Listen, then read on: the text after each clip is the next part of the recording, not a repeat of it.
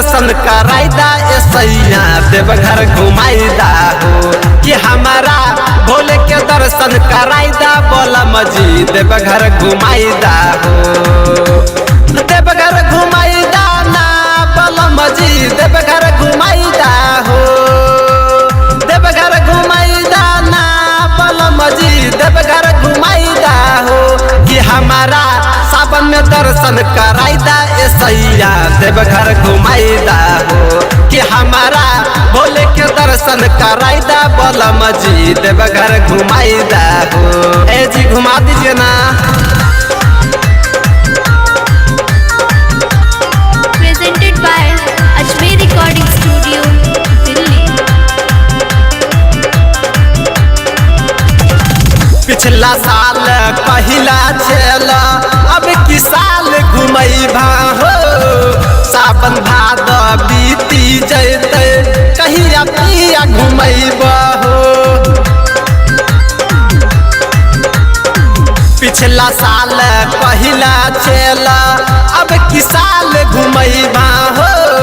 सावन भादव बीती जैते कहिया पिया घुमैबा हो। कामर मंगाइदा ना बलम एगो साड़ी दिलाइदा हो।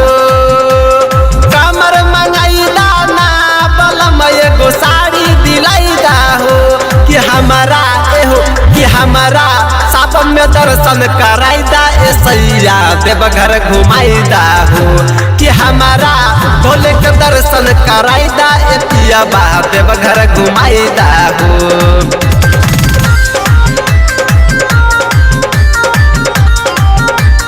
Presented by Ajmer Recording Studio, Delhi। प्रेमी आनंद पिया सुना लागे नहीं छावलाज हो। देवघर घुमाई द हमरा सैया कह छिया आज हो। प्रेमी आनंद पिया सुना लागे नहीं छावलाज हो। देवघर घुमाई द हमरा सैया कह छिया आज हो। जल्दी से धैला गाड़ी बोलम जी जल्दी से धैला हो।